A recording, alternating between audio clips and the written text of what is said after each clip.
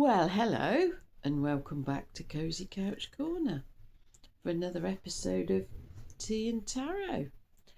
It's really windy here. The noise, it's not the wind that gets me, it's the noise of the wind that puts me on edge, and it's really loud in the chimney at the moment, and things are banging here and there around the house. And earlier I was upstairs, I looked out the window, and the rain was being blown horizontally across the field in like puffs. There was like, you could see it, there was like puffs of rain, because it looked as it was slightly less clear, so you could see it. It was sort of looked more like sort of misty, opaque, I think, where the rain was, and it was just blowing in gusts horizontally across the field. So that's what it's like here today. Gusty horizontal rain, a lot of wind, which gets me a little bit on edge, all the noise of the wind, but also it clears the air and it clears the energy, so it's good. It's unusual that it's not coming off the sea, it's coming from inland, which doesn't usually, it usually comes off the sea, so different place, but properly windy and wet. It's not, oh, it's raining a little bit now. It's not, I don't think it's rained all the time. It was nice this morning, and I can see a bit of blue sky now and a bit of brightness.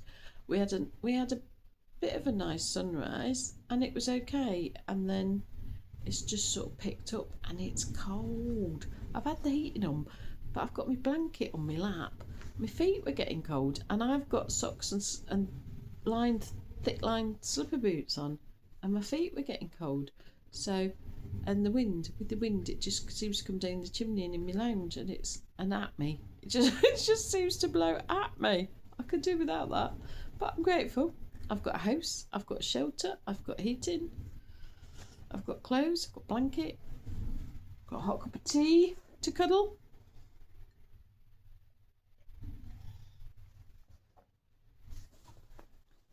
Right, I'll get on with tarot.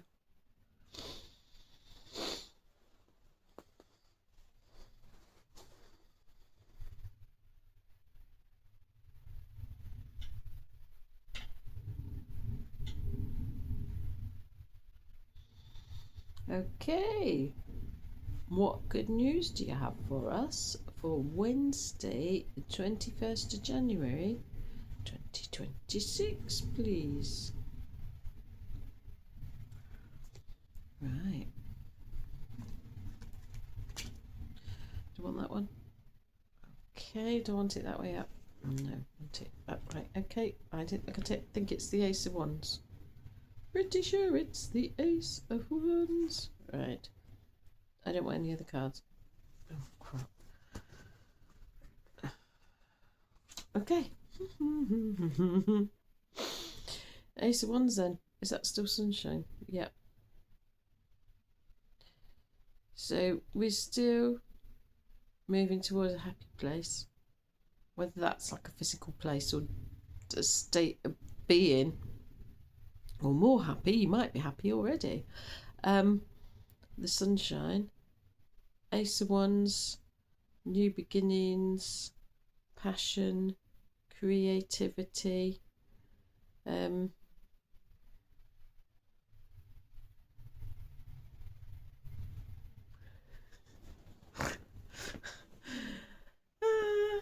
it's alright. I'm looking at the flowers and they look like certain rude bits of anatomy right now. So I'm just going to say, well, not necessarily relationships, is it? It just might be your own connection to your sacral chakra.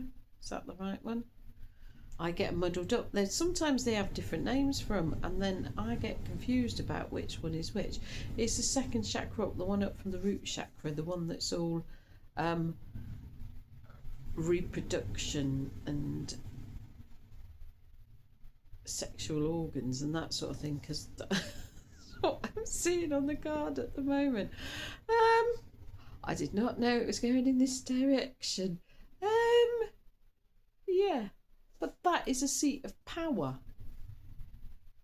I mean, they all really are places of power, but that is that connected? Yeah, that's connected. I think that's connected to the throat chakra as well.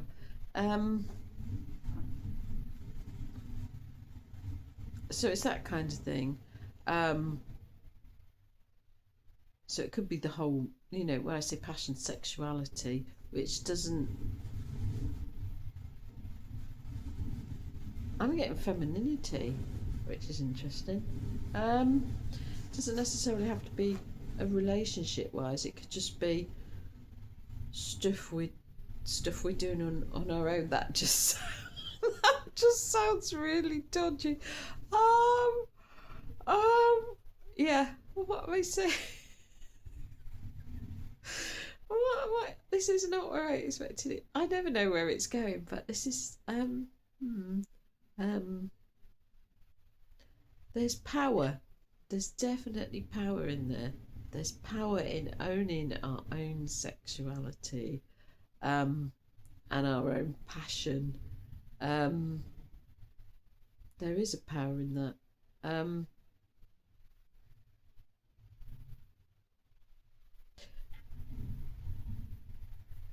There's also a power in menopause as well, when you don't have to deal with a whole load of crud. Although you still have stuff to deal with, but it's like there's a whole load of crud you no longer have to deal with.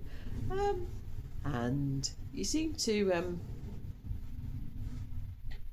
change quite a lot about how you feel about interacting with people and what you won't tolerate anymore, and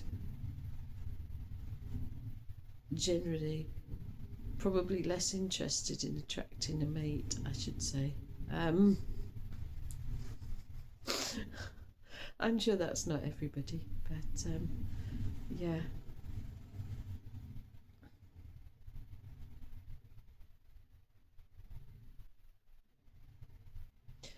Okay, there is something about toxic patriarchy, because I've just asked that, being as I could see bits of male anatomy.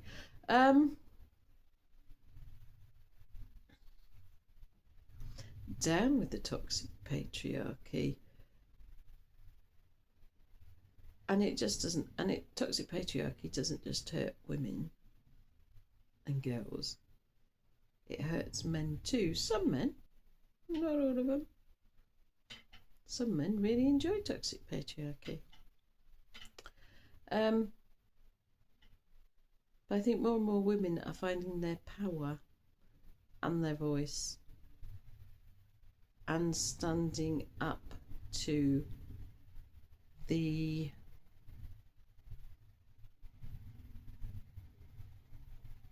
rules that we've been given. I would say that the beliefs we've been given about that, about women's place, the way that often women are treated inferior to men, and still I think, I'm not sure what countries have equal pay for men and women, but a lot of them are lagging behind still, and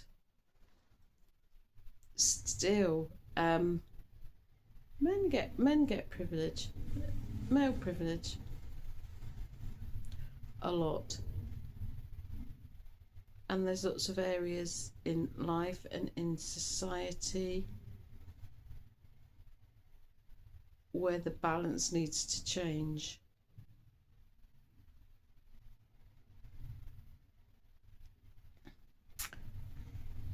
When men assault women, for example, there's a great disparity in what happens, in who's prosecuted, and in the way victims are treated. And I know in the UK, I'm pretty sure in the US, and I'm not sure about other countries, but yeah, the power is tipping.